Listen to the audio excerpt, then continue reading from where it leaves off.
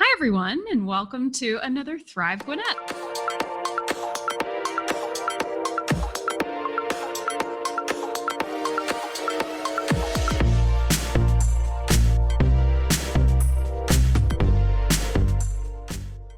I'm your host, Colleen Frangos. I am the Community Relationship Coordinator at Rocket IT. And Thrive Gwinnett is Rocket IT's new community-focused video series that we've started here in 2020. Just as a result of seeing a lot of negative news feeds, we want to bring the positive that's going on. And there are so many great people in our community working for really wonderful organizations that are making positive impacts despite a challenging year. So today is no different, and I'm really excited to have this special guest. This is Cynthia Roman. She is the director of the Family Stabilization and WellBeing program for the Latin American Association. So Cynthia, thank you so much for being here today. Thank you for having me. It's a pleasure to be here. Awesome. Yay. Well, we're going to try to keep this all in 10 minutes. So it's always a gamble. I'm unpredictable. So Cynthia, keep me in line. All right. Yes. All right. So Cynthia and I had the opportunity to get connected from a mutual friend who works over at the Gwinnett Chamber of Commerce, who actually used to work at the Latin American Association. And I'm very thankful for that because I also have gotten to learn more about this wonderful organization. Recently, I attended a virtual prosperity conference that you guys put together, which was very informative, just what's going on in terms of the Latin American community here in Georgia, ways people can get involved, how we can continue to support that population. And Cynthia, you were the leading force in that, serving as a panelist. Your team over at LAA has done a great job with that.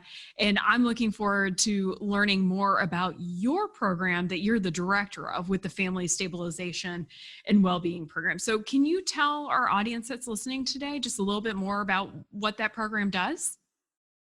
Yes, absolutely. So the Family Stabilization and Wellbeing Program, we are a social service component of the LAA. So basically, we are the front line of of what is happening in the community. So we have services for the community. We have different services. One of them is the Housing Stabilization Program. It's a homeless prevention program, and we provide financial assistance to family in need. We help with rent, mortgage, utilities, deposit for their first apartment. And we receive funding from different counties and also for Gwinnett County. And we also have a public benefit assistance program. And we have case managers that help clients in Spanish and English to complete applications for public benefit. That's Medicaid, food stamp, like all public benefits that are in the gateway system. So basically, we also refer a lot of clients to different organizations out there. So we're like an information center and referral center for the community. So through our lines, or when before the pandemic, they came to the offices and we just help them with any information that they need on mental health services, anything that they need, clinics, any services, information, referral. So that's what we do all day long. Oh, And wow. then also we have a senior club for Spanish speakers, and they meet every Friday, and it's a very lovely program. And we just want us to support, elderlies, Latino elderlies that live in Georgia as well. So basically, that's what we Awesome. do. And so many clients that have domestic violence issues, crisis, so they also call our line, and we offer support and referral and direct services. Love that. Yeah, you guys definitely are that front line in the department that you manage, and very much needed Mhm. services are being provided from your group. And speaking of much needed, 2020 and with the come March and the pandemic, you guys as a team really had to figure out how to support your community and provide those services and ways to help folks still, even though it's now a remote environment. So I would love to hear from you, Cynthia, what it looked like for your team, how you guys had to work somewhat closer together while apart to Yes. continue to provide services, and how that helpline was more heavily utilized. So what was that? How's it been? It has been intense. Yeah. Intense. For many of our clients, it has been a nonstop crisis. Mhm. So at the beginning of the pandemic, we start overnight, like everybody else, like changing from face-to-face services to remotely. And so we Mhm. had to change a lot of things within the program, procedures, ways Right. to, provide services and customer services in general. We open a new hotlines for the people to call in and we serve them.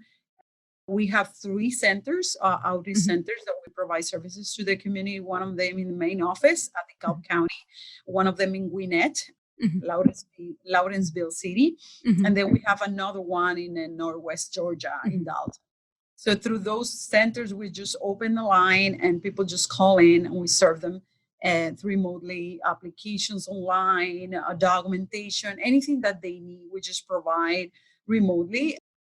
We at the beginning of the pandemic, we see more the economic issues side of the pandemic. Many issues related to losing their jobs, Mm. people Right. losing, income, Mhm. and then when reopen of the states in general nationally, so we're seeing more and more cases of people getting infected by the COVID-19. So Mhm. we have different sides of the pandemic that we had to handle, and Right. we become like first responders to all those crises. So first, help them with the economic side of the pandemic, and then later on with the public health issues that they Right. had.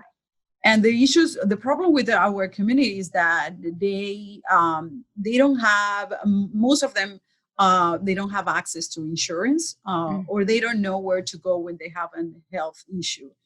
So there's a lot of issues around healthcare access, Right. language barriers, Mhm. and that become an issue. And also there's a lot of them that most likely they have chronic illnesses that they have not been identified because Okay. of the lack of access to healthcare. So when they got infected, they were very, very, vulnerable, and Mhm. they start to getting very sick, and some of them, ended in the hospital, like Yeah. hospitalized. And we had sad and traumatic issues too within the family. Some of them lost their loved ones because of the COVID. So we had to intensively provide all kinds of services all the way Right. from, rental system, emotional support, help them with the whole situation and try to find resources from them. Right. So we had to be super creative and try to Yeah. like put a puzzle together so they can find whatever they need in Definitely. the process. Yeah, no, I think that's a great point. It is a puzzle, and it's not always easy, and it's not always a perfect fit, one size fits all. So you guys do a really good job of trying to accommodate and individualize the service as best you can as you're talking to these individuals. We're almost up with our time, Cynthia, but I do want to ask you, how can our community here in Gwinnett continue to support the work at the Latin American Association? How can we help you? Yes, there's so many ways to Hmm. support. One of them is a volunteer. We have food distribution events right now to support the food insecurity in the community. So we help Okay. them, the community, to find food. So volunteer with our events, Wonderful. volunteer with our programs, collaborate with us. There's so many agencies and organizations that they're doing a great job out there, and they Hmm. can collaborate with us so we can find more access to these resources for our clients. And also donations, like always, that's part of no, there's nothing that we can do. It could be $1, Yeah. $2. Anything that you can donate is good for our community, Hmm. and we're just a vehicle between the community and the resources. So through us we can make things happen Yeah. and help this community to get better. Absolutely. I think that's great. And we'll make sure, Cynthia, that We include the link to the website so that way people can look in more detail of those different opportunities to get involved with you guys and reach out to make that happen. So I got to tell you, Cynthia, I think this was a huge success. So thank you so much for joining me today on Thrive Gwinnett. Yeah, thank you so much. It's a pleasure, and hope that all the people that are hearing this help us to, help this community to stabilize and get better. Absolutely. We want to see people thrive. That's what we're all about. So that said, thank you everyone for tuning in to this great episode with Cynthia here today. In the meantime, everyone have a great week, and we'll see you on the next episode.